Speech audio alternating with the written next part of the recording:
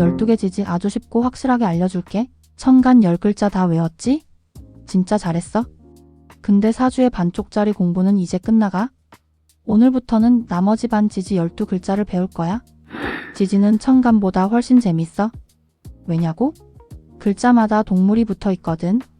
그냥 동물 캐릭터가 아니야. 각각의 동물에는 시간, 계절, 방위, 에너지가 다 녹아 있어. 12글자를 이해하면 사주 8글자의 반이 눈에 들어오기 시작해. 자, 첫 번째 지지 자수부터 시작하자. 12지지에서 자는 쥐를 상징해. 그런데 왜 하필 제일 첫 번째 동물이 쥐일까? 크고 힘센 호랑이도 있고 용도 있는데 말이야. 여기에 아주 재밌는 이유가 있어. 지지를 공부하다 보면 자연스럽게 알게 될 거야. 지금은 일단 자수부터 파헤쳐 보자. 자는 원래 강보에 쌓인 갓난아기를 본떠 만든 글자야. 두 팔을 벌리고 꼬물거리는 아기의 모습이야. 생명이 처음 시작되는 순간 그게 자의 본질이야. 사주 명리에서는 여기서 의미가 확장돼서 한겨울 땅속에 숨어있는 씨앗, 곧 터질 준비를 하는 생명의 에너지로 해석해. 음양으로 보면 자수는 양이야. 한겨울이고 조용하게 숨어있는데 왜 양이냐고? 바로 거기서 포인트야. 한겨울 동짓날, 지지 중에 자수는 음이 극의 달의 양이 다시 시작되는 순간이야. 겉은 차갑고 고요하지만 속에서는 이미 봄을 향한 에너지가 꿈틀대기 시작해. 씨앗이잖아. 자수는 오행 중 수야. 임수와 마찬가지로 물에 속하지만 임수가 거대한 강이라면 자수는 땅속 깊이 흐르는 지하수야. 겉으로는 안 보이지만 모든 생명의 근원이 되는 그런 물이지. 자수는 한겨울, 정확하게는 동지 무렵을 나타내. 1년 중 밤이 가장 긴 날. 하지만 바로 그 다음 날부터 낮이 점점 길어지기 시작해. 가장 어두운 순간이 동시에 빛이 돌아오는 시작점인 거야. 멋있지 않아? 자수는 정북 방향을 가리켜. 나침반의 정북 쪽. 가장 춥고 가장 깊고 가장 조용한 방향이야. 자수의 색은 검은색이야. 한겨울 새벽 하늘, 깊은 우물 속 어둠 그 깊고 고요한 검은 빛이야. 자수는 밤 11시 반부터 새벽 1시 반까지를 담당해. 하루 중 가장 조용하고 깊은 시간이야. 쥐는 바로 이 한밤중에 가장 활발하게 움직여. 어둠 속에서도 살아남는 생명력, 좁은 틈도 뚫고 나가는 적응력 그게 자수의 성질과 딱 맞아. 자는 총 3획이야. 가로 획을 먼저 긋고 세로로 내려오면서 마지막에 살짝 아래로 퍼지게 마무리해. 갓난아기를 포근하게 안아주는 느낌으로 써봐. 요약해볼까? 자수는 한밤중의 씨앗, 어둠 속에서 시작되는 빛, 땅속 지하수, 북쪽의 깊은 고요함. 이 모든 게 자수 하나에 다 담겨 있어. 자수 쓰기 한 번 더 연습해보고 다음은 두 번째 지지 축토로 넘어가자.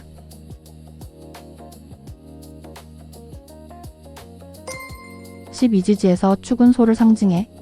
소는 화려하지 않아. 말처럼 빠르지도 않고 용처럼 신비롭지도 않아. 근데 밭을 가는 건 소야. 무거운 걸 끄는 것도 소야. 조용히 묵묵히 끝까지. 그 힘이 바로 축토야. 축은 원래 손으로 무언가를 꽉 움켜쥔 모습을 본떠 만든 글자야. 놓지 않겠다는 의지. 꽉 붙잡고 버티는 힘. 사주 명리에서는 이게 겨울과 봄 사이 굳어있는 땅을 버텨내는 흙의 에너지로 확장돼. 축토는 음이야. 안으로 응축하고 차곡차곡 쌓아두는 에너지야. 드러내지 않지만 내면에 엄청난 힘을 저장하고 있어. 축토는 오행 중 토야. 무토가 넓은 평원의 흙이라면, 기토가 논밭의 부드러운 흙이라면 축토는 한겨울에 꽁꽁 얼어붙은 흙이야. 딱딱하고 차갑지만 봄이 되면 그 안에서 새싹이 터져 나올 준비가 되어 있어. 축토는 늦겨울 절기로는 대한 무렵이야. 1년 중 가장 추운 시기. 근데 이 추위를 버텨야 봄이 와. 축토는 그 인내의 시간이야. 축토는 북동 방향이야. 북쪽의 차가움에서 동쪽의 생명력으로 막 전환되려는 방향이야. 축토의 색은 노란색 혹은 황토색이야. 얼어붙은 겨울 흙의 탁한 황토빛이야. 새벽 1시 반에서 3시 반까지를 담당해. 소는 이른 새벽에도 묵묵히 일어나 일을 시작해. 꾸준함과 인내의 상징이야. 축은 총 4획이야. 위에서 아래로 순서대로 가로 획들을 균형 있게 배분하면서 써. 무겁지만 안정된 소의 몸집을 떠올리며 써봐. 얼어붙은 겨울 흙, 묵묵한 인내, 조용히 쌓아두는 힘, 봄을 기다리는 씨앗의 집. 다음은 세 번째 지지 임목으로 넘어가자. 임목은 호랑이, 봄의 폭발적인 시작인 거야. 12지지에서 이는 호랑이를 상징해. 자, 생각해봐. 한겨울 내내 꽁꽁 얼어있던 땅이 어느 순간 쩍 하고 갈라지면서 새싹이 올라오는 순간, 그 폭발적인 첫 번째 에너지가 임목이야. 호랑이처럼 갑자기 강하게. 이는 원래 화살을 활시 위에 걸어 힘껏 당기는 모습에서 비롯됐다는 설이 있어. 잔뜩 당겨진 활 쏘는 순간의 폭발력. 봄이 시작되는 에너지가 딱 이 느낌이야. 임목은 양이야. 봄의 시작, 폭발적으로 뻗어나오는 에너지. 안에 숨지 않고 당당하게 세상으로 나와. 임목은 오행중 목이야. 천간의 간목과 비슷해. 큰 나무 굵은 기둥의 성질이야. 실제로 사주에서 임목과 간목은 서로 굉장히 친한 관계야. 임목은 초봄, 절기로는 입춘 무렵이야. 새해의 시작, 봄의 공식 출발점이야. 아직 쌀쌀하지만 생명의 기운이 터져 나오는 시기. 임목은 동북 방향이야. 북쪽의 겨울 기운과 동쪽의 봄 기운이 만나는 지점이야. 임목의 색은 초록색, 연두색이야. 갓 피어오른 새싹의 색이야. 새벽 3시 반부터 5시 반까지를 담당해. 날이 밝기 직전 세상이 조용한 시간. 근데 이 시간에 호랑이가 가장 활발하게 움직인대. 호랑이는 봄처럼 강하고 갑작스러운 에너지를 가지고 있어. 잠자던 겨울을 깨우는 힘이야. 이는 총 11획이야. 지지 중에 획이 꽤 많은 편이야. 천천히 구조를 잡고 위에서 아래로 균형 있게 배분해서 써. 복잡해 보여도 차근차근 쓰다 보면 강인한 호랑이의 힘이 느껴질 거야. 봄의 폭발적 시작, 호랑이의 힘, 새벽의 에너지, 동북쪽에서 터져 나오는 생명력이라는 것 기억해. 다음은 네 번째 지지 묘목으로 넘어가자. 12지지에서 묘는 토끼를 상징해. 임목이 호랑이처럼 강하게 봄의 문을 열었다면 묘목은 토끼처럼 폴짝폴짝 가볍고 자유롭게 봄을 즐기는 에너지야. 묘는 원래 두 짝의 문이 양쪽으로 활짝 열린 모습이야. 꽉 닫혀있던 문이 양쪽으로 완전히 열리는 것, 그게 봄의 완성이야. 온 세상이 열리는 느낌이지. 묘목은 음이야. 활짝 열리긴 하지만 부드럽고 섬세한 방식으로 열려. 천간의 을목과 비슷한 성질이야. 유연하고 부드럽게 자라는 식물이지. 묘목은 오행중 목이야. 임목이 굵은 나무라면 묘목은 덩굴, 꽃, 풀처럼 부드럽고 섬세한 목의 기운이야. 묘목은 정봄, 절기로는 춘분 무렵이야. 낮과 밤의 길이가 같아지는 날. 완전히 봄이 무르익은 시기야. 묘목은 정동이야. 해가 정확히 떠오르는 방향. 새 출발, 새 시작의 에너지야. 묘목의 색은 초록색, 연두색이야. 새벽 5시 반부터 7시 반까지를 담당해. 해가 막 뜨는 시간. 하루의 새로운 시작이야. 토끼는 조용하지만 빠르고 부드럽지만 생명력이 넘쳐. 묘목의 성질과 딱 맞아. 묘는 총 5획이야.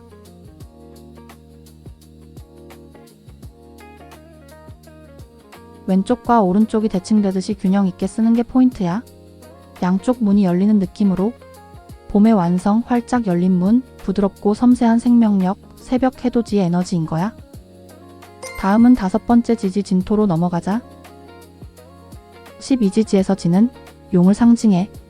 12동물 중 유일하게 실존하지 않는 동물이야. 왜 하필 용일까? 용은 하늘과 땅을 오가고 물과 불을 동시에 품는 존재야. 그 신비롭고 폭발적인 에너지가 바로 진토야. 지는 원래 조개나 낫, 농기구를 본떠 만든 글자야. 농사를 시작하는 계절, 땅을 갈고 씨앗을 뿌리는 때야. 사주 명리에서는 여기서 변화와 돌파의 에너지로 확장돼. 진토는 양이야. 강하고 폭발적으로 뻗어나오는 에너지야. 용처럼 거침없이 하늘로 솟구치는 힘이지. 진토는 오행중 토야. 그런데 진토는 그냥 흙이 아니야. 봄의 기운을 잔뜩 머금은 촉촉한 흙이야. 온갖 수분과 생명력이 가득 담긴 흙이라서 12지지 중에서도 가장 변화무쌍한 토라고 해. 진토는 봄의 끝자락, 절기로는 청명고구 무렵이야. 봄이 최고조에 달하고 여름으로 넘어가기 직전의 에너지야. 동남 방향이야. 봄 동쪽에서 여름 남쪽으로 넘어가는 방향이야. 진토의 색은 노란색, 황토색이야. 하지만 약간 촉촉하고 생동감 있는 황토야. 오전 7시 반에서 9시 반까지를 담당해. 하루 중 에너지가 활발하게 올라오는 시간이야. 용은 변화와 초월의 상징이야. 물에서 나와 하늘로 올라가는 존재. 진토의 폭발적인 변화 에너지와 딱 맞아. 지는 총 7획이야.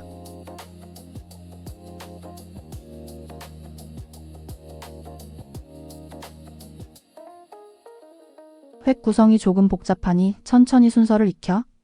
용의 역동적인 움직임을 생각하며 써봐. 봄의 끝자락 폭발적 에너지, 신비로운 용의 힘, 촉촉하고 생명력 넘치는 흙, 변화와 돌파로 기억해. 다음은 6번째 지지 사화로 넘어가자. 12지지에서 사는 뱀을 상징해.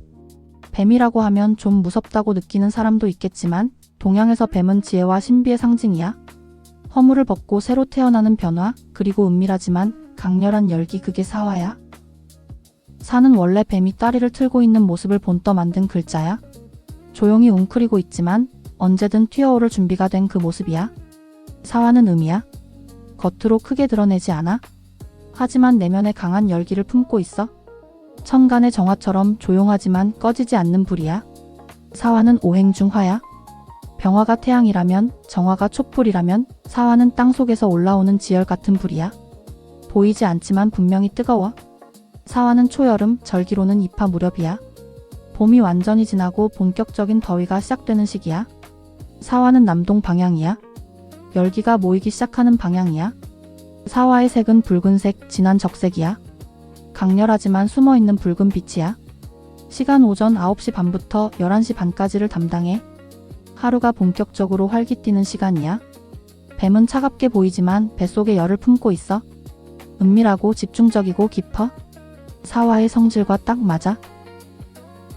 사는 총 3획이야. 뱀이 따르를 틀듯이 획이 감기고 마무리되는 느낌으로 써. 초여름의 은밀한 열기, 뱀의 지혜, 보이지 않는 곳에서 타오르는 불, 깊고 집중적인 에너지인 거지. 다음은 7번째 지지 5화로 넘어가자. 5화는 말, 한낮의 태양처럼 타오르는 불이지. 12지지에서 오는 말을 상징해. 정오라는 말 들어봤지? 바로 여기서 나온 거야. 낮 12시.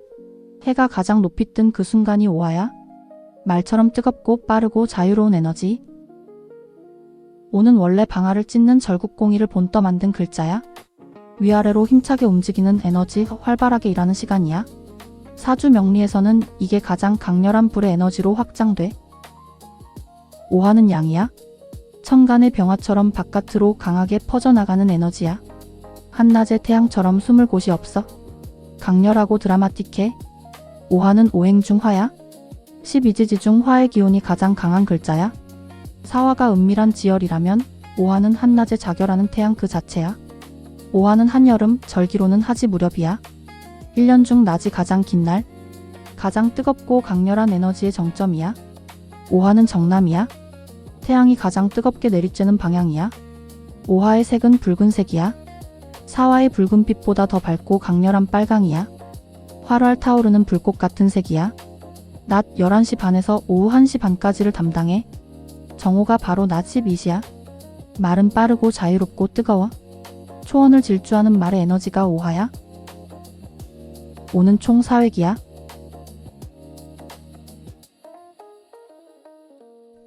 가로 획 2개와 세로 획이 조화를 이루겠어. 힘차고 균형 잡힌 느낌으로. 한낮의 태양, 가장 강렬한 불, 말의 자유로운 에너지, 정남 쪽의 뜨거운 기운. 잊지 마. 다음은 8번째 지지 미토로 넘어가자. 12지지에서 미는 양을 상징해.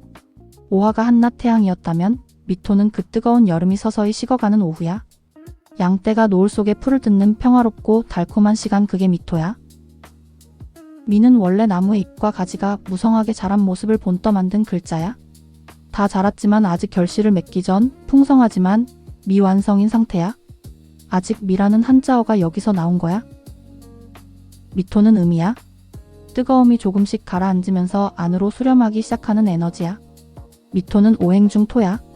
진토가 촉촉한 봄 흙이라면 미토는 뜨거운 여름 햇볕에 바짝 달궈진 흙이야. 건조하고 따뜻해서 무언가를 빨리 익히고 말리는 성질이 있어. 미토는 늦여름, 절기로는 소서돼서 무렵이야. 여름의 열기가 최고조를 지나 조금씩 변화하는 시기야. 미토는 남남서 방향이야. 뜨거운 남쪽에서 서쪽으로 기울어가는 방향이야. 미토의 색은 노란색 황금빛이야. 늦여름 들판에 들이운 따뜻한 황금색이야. 오후 1시 반에서 3시 반까지를 담당해. 점심 먹고 나른해지는 그 오후 시간이야. 양떼가 풀 뜯는 한가한 시간이랄까? 양은 온순하고 무리를 좋아하고 부드러워. 달궈진 땅에서 조용히 풀을 뜯는 여유로운 에너지야. 미는 총 5획이야.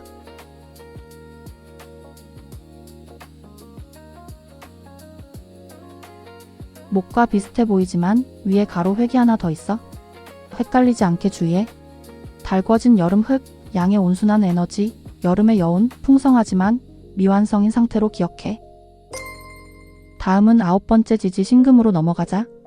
신금은 원숭이, 가을을 여는 날카로운 금속이지. 12지지에서 신은 원숭이를 상징해. 원숭이 떠올리면 뭐가 생각나? 재빠르고 손재주 좋고 눈치 빠르지? 신금의 에너지가 딱 그래. 빠른 판단, 날카로운 결단, 정밀한 행동인 거야. 신은 원래 번개가 구불구불 내리치는 모습을 본떠 만든 글자야. 번쩍 하고 순식간에 내리치는 번개, 그 순간적인 결단력과 날카로움이 신금의 본질이야. 신금은 양이야. 강하게 드러나고 과감하게 결단을 내리는 에너지야. 천간경금의 지지 버전이라고 생각해도 좋아. 신금은 오행 중 금이야. 경금이 크고 거친 쇠붙이라면 신금은 그보다 좀 더 정밀하고 실용적인 도구 같은 금속이야. 가을의 서늘한 기운이 담긴 단단한 금속이지. 신금은 초가을, 절기로는 입추쳐서 무렵이야. 여름의 열기가 꺾이고 처음으로 서늘한 바람이 부는 시기야. 신금은 서남 방향이야. 여름 남쪽에서 가을 서쪽로 넘어가는 방향이야. 신금의 색은 흰색 은빛이야. 서늘하게 번쩍이는 금속의 빛이야. 오후 3시 반부터 5시 반까지를 담당해. 오후 늦게 해가 기울기 시작하는 시간이야. 원숭이는 눈치 빠르고 재빠르고 적응력이 뛰어나. 번개처럼 상황을 파악하고 움직여. 신은 총 5획이야.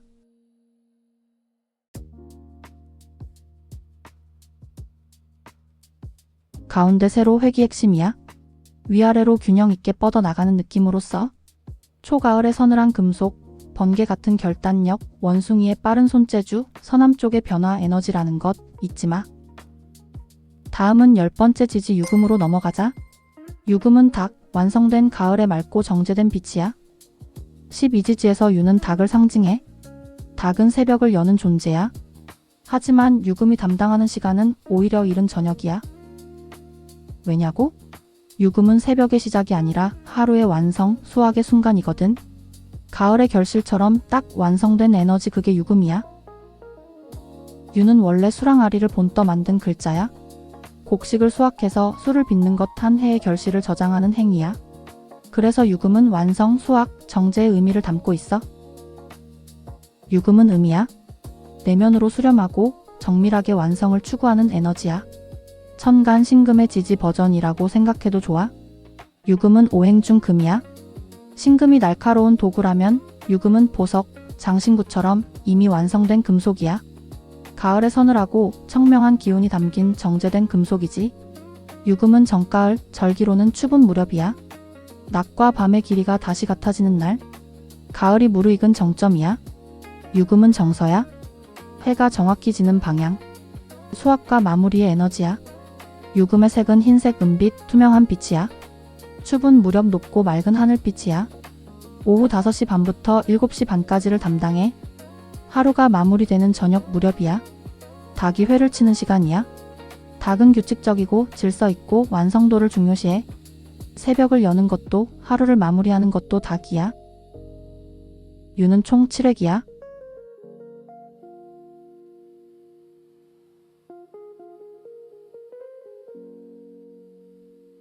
항아리 형태를 상상하며 안을 꼼꼼히 채우는 느낌으로 써봐.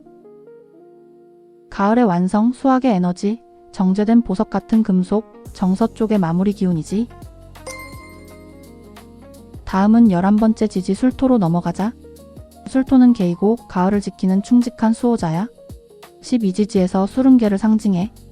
개는 뭐가 제일 특징이야? 주인에 대한 충성과 경계심이지. 술토는 가을이 끝나고 겨울을 앞두고 모든 것을 지키는 에너지야. 수확한 것들을 잘 지키고 문을 닫고 다음을 준비하는 시간이야. 술은 원래 도끼나 무기를 본떠 만든 글자야. 외부의 위협으로부터 지키는 힘이야. 사주 명리에서는 이게 수호, 경계, 수렴의 에너지로 확장돼. 술토는 양이야. 강하게 드러나며 지키는 에너지야. 경계하고 수호하는 힘은 드러낼수록 강해지거든. 술토는 오행중 토야. 밑토가 달궈진 여름 흙이라면 술토는 건조하고 단단하게 굳은 가을 흙이야. 수분이 빠져서 딱딱하지만 무언가를 강하게 지켜내는 흙이야. 술토는 늦가을, 절기로는 한로 상강 무렵이야. 서리가 내리기 시작하는 시기. 겨울의 문턱이야. 술토는 서북 방향이야. 가을 서쪽에서 겨울 북쪽로 넘어가는 방향이야. 술토의 색은 황토색, 갈색이야. 가을 낙엽지고 난 땅이 색이야. 저녁 7시 반부터 9시 반까지를 담당해. 하루가 완전히 마무리되는 초저녁이야. 개가 집을 지키기 시작하는 시간이야. 개는 충직하고 경계를 늦추지 않고 주인을 지켜. 술토의 수호 에너지와 딱 맞아. 앞서 무토를 배울 때 잠깐 나왔지? 무토와 술토의 차이. 무토의 글자에 획 하나가 추가된 것, 즉 개 한 마리가 웅크리고 있는 글자. 그게 술토인 거야. 술은 총 6획이야.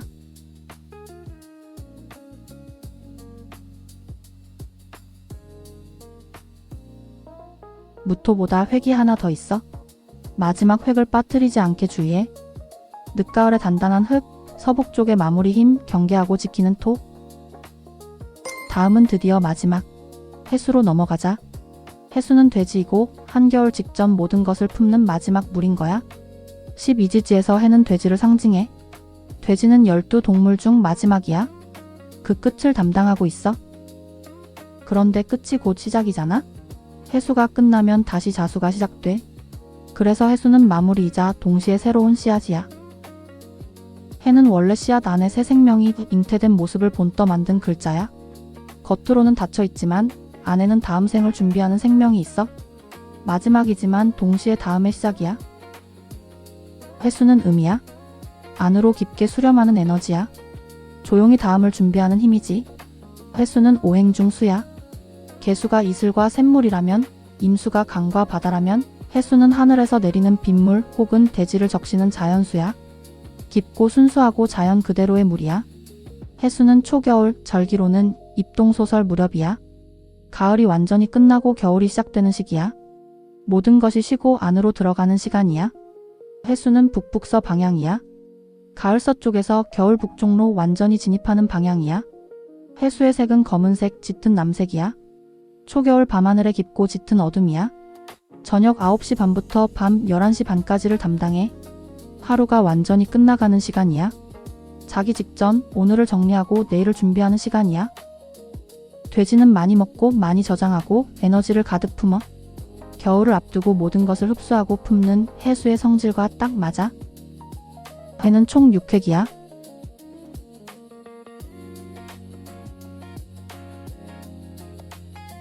획 흐름을 자연스럽게 이어가면서 써봐. 씨앗 안에 생명이 꿈틀거리는 느낌으로. 초겨울의 순수한 물 돼지의 포용 에너지, 마무리이자 새로운 시작, 씨앗 속 잉태된 생명이 해수인 거야. 와, 드디어 지지 12글자를 모두 배웠어? 자부터 해까지 12동물이 12계절과 시간과 방위와 에너지를 담고 있어. 이제 천간 10글자와 지지 12글자, 총 22글자를 다 배웠어. 사주 명리의 뼈대가 완성된 거야. 다음 시간에는 이 천간과 지지가 만나서 어떻게 사주 내기둥을 만드는지 연주, 월주, 일주, 시주에 대해 배워볼 거야. 그때까지 오늘 배운 지지 12글자, 동물과 함께 꼭 기억해줘.